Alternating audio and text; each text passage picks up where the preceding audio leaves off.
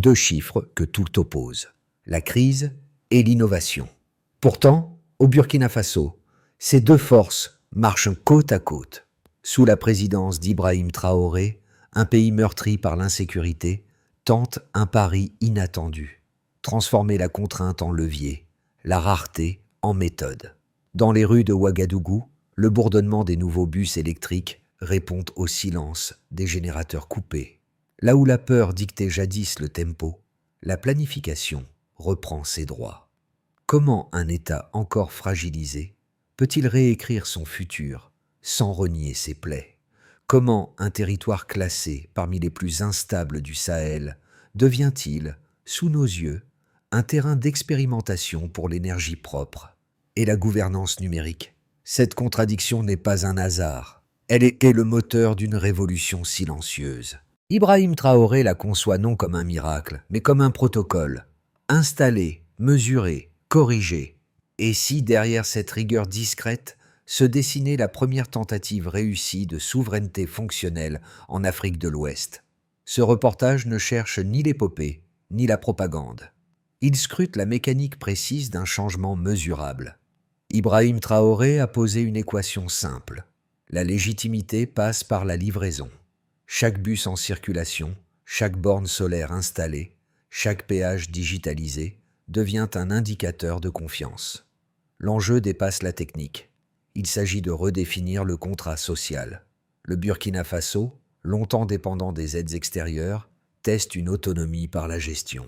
La promesse faite aux citoyens est claire, voir, vérifier, participer. Plus question d'attendre les miracles venus d'ailleurs. Désormais, le progrès se construit sur place, dans les marges du possible. Sur le terrain, cette logique s'incarne dans des chiffres sobres. 500 bus commandés, 155 livrés, 125 dédiés aux élèves. Coût moyen d'un trajet, 200 francs CFA. Ces données, modestes en apparence, racontent une transformation plus vaste. La volonté d'un État de redevenir lisible. Les enjeux politiques sont immenses. La modernisation du transport, la numérisation des péages et la transparence budgétaire servent de vitrine à un projet plus large. Restaurer la crédibilité d'un modèle africain de gouvernance. Ce n'est plus un discours de rupture, mais une tentative de reconstruction. En toile de fond, le défi demeure. Maintenir ce cap dans un contexte sécuritaire fragile. Car l'innovation au Burkina Faso n'est pas un luxe. C'est une question de survie. Le tournant apparaît dès les premières statistiques. Octobre 2025, 500 bus électriques commandés, 155 déjà livrés, 125 affectés aux établissements scolaires. Le tarif moyen, 200 francs CFA. D'ordinaire, ces chiffres passeraient inaperçus. Ici, ils valent déclaration de principe. Sous Ibrahim Traoré, chaque projet est pensé comme un chaînon d'un plan unique. Énergie, mobilité, transparence. 3 axes pour refonder un État. L'objectif n'est pas d'aller vite, mais de prouver que la lenteur mesurée produit des effets durables. Ouagadougou devient laboratoire. Les bornes solaires bordent les artères principales. Les péages automatiques remplacent les cabines en bois. Les écrans affichent les recettes en temps réel. Les habitants observent, commentent, participent. Les ingénieurs, formés localement, parlent de sobriété active. Là où l'on comptait les coupures de courant, on mesure désormais les kilowattheures économisés. Baseline, dépendance pétrolière et temps perdu. Delta, autonomie énergétique et productivité retrouvée. Dans une région où chaque minute peut devenir survie, 20 minutes gagnées sur un trajet équivalent à 1 heure de savoir. Le Burkina Faso ne revendique pas l'exemplarité, il revendique la cohérence. Ibrahim Traoré répète à ses ministres « Un projet livré vaut 10 promesses ». Sous cette discipline, le pays esquisse une diplomatie du résultat. Dans les rues de Ouagadougou, la transition se lit dans les regards. Un étudiant confie « Avant, je pédalais 30 minutes pour l'université. Maintenant, j'arrive à l'heure. » Une conductrice de bus dit « Le péage automatique m'a appris la ponctualité.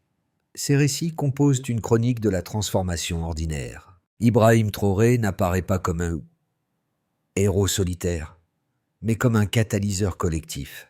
Il a injecté dans l'administration une logique d'ingénieur, identifier le défaut, corriger, relancer. Cette rigueur technicienne, souvent absente des régimes du Sahel, devient sa marque. L'impact visible, routes fluides, air plus propre, horaires respectés. L'impact invisible, la réhabilitation du mot « État ». Quand la file avance au péage, quand un ticket s'imprime sans fraude, la confiance circule à nouveau. Pour la population, ce changement n'est pas idéologique. Il est pratique. Les femmes de marché gagnent du temps, les enseignants arrivent à l'heure, les chauffeurs économisent du carburant. Une microéconomie du gain apparaît, faite de minutes, de gestes et de fierté retrouvée. Le Burkina Faso, longtemps perçu comme périphérique, reprend place au centre d'un récit africain de l'efficacité. Tout commence par un symbole discret, un câble branché sur une borne flambant neuve. 2023, lancement du programme Routes propres. Quelques bornes solaires, 3 bus électriques, un test. Les observateurs sceptiques parlent de gadgets politiques. 2024, déploiement élargi. Les premières stations fonctionnent. Les données de charge sont publiées et chiées chaque semaine. 2025, industrialisation du modèle. 500 bus commandés, 155 livrés, 50 bornes de recharge, 300 km de routes modernisées. Chaque étape est documentée, commentée, corrigée. L'approche d'Ibrahim Traoré se distingue par sa granularité. Aucune réforme sans tableau de bord. L'impact se propage. Les universités créent des modules de maintenance électrique. Les startups développent des applications de suivi des trajets. Les mairies testent la billetterie numérique. À chaque métrique, un apprentissage. Là où d'autres capitales africaines centralisent, Ouagadougou délègue. Le centre fixe les normes, les quartiers exécutent. Mais ce succès naissant reste fragile. Les coupures de réseau, les tensions sociales et l'insécurité persistent. Pourtant, le mécanisme de confiance s'installe. Montrer pour croire. Ibrahim Traoré sait que la lenteur est si qu'un meilleur allié. L'Afrique a trop promis. Je veux prouver. 3 indicateurs structurent la mutation du Burkina Faso. En premier lieu, la mobilité. Le delta de déplacement étudiant. 30 minutes, 10 minutes. Multipliez ce gain par 50 000 trajets quotidiens. 1000 minutes rendues chaque jour à la jeunesse. Baseline, retard chronique, delta, productivité. Ensuite, la transparence. Avant la numérisation, 15% des recettes routières échappaient à tout contrôle. Depuis, chaque transaction est horodatée. Les pertes tombent sous les 2%. Les données s'affichent sur des tableaux publics. Baseline, opacité partielle. Delta, traçabilité totale. Enfin, l'énergie. Une moto électrique consomme 0,5 kWh, 10 fois moins qu'un moteur thermique. En 5 ans, le pays réduira sa facture pétrolière de 20%. Baseline, dépendance, delta, autonomie. Ces chiffres ne sont pas abstraits. Ils traduisent une philosophie politique. Ibrahim Traoré a troqué le verbe contre le protocole. La statistique devient instrument de légitimité. Les économistes parlent d'un pragmatisme mesuré. Le FMI observe, les voisins écoutent. Les institutions régionales commencent à citer le Burkina Faso comme cas d'école de micro-efficacité. Mais la donnée seule ne suffit pas. Elle doit survivre à la communication. C'est là que réside le vrai test. Transformer les indicateurs en habitudes. Les critiques, nombreuses, font partie du scénario. Certains économistes dénoncent une vitrine technocratique. Des bus, oui, mais pour qui? D'autres pointent le déséquilibre entre capitale et province. Les villages attendent encore les routes promises. Ces objections ne sont pas infondées. Le risque d'un développement à 2 vitesses demeure, mais les faits répondent par couches. Les péages digitalisés financent les routes secondaires. Les écoles rurales bénéficient des fonds dégagés par la transparence urbaine. Ibrahim Traoré accepte la contradiction comme outil. Si tout le monde est d'accord, c'est que rien ne bouge, confie-t-il. Cette lucidité nourrit sa stratégie. Consolider les gains visibles avant d'élargir. Le débat ne porte plus sur la faisabilité, mais sur la cadence. Peut-on maintenir la rigueur sans l'enthousiasme initial ? Les techniciens répondent oui. La maintenance est la nouvelle ambition. Dans cette tension constructive, le Burkina Faso affine un modèle d'endurance. Ce n'est pas un miracle, mais une discipline. Une phrase circule désormais dans les couloirs des ministères. Moins de discours, plus de preuves. Cette devise, reprise par Ibrahim Traoré lui-même, marque le milieu du récit.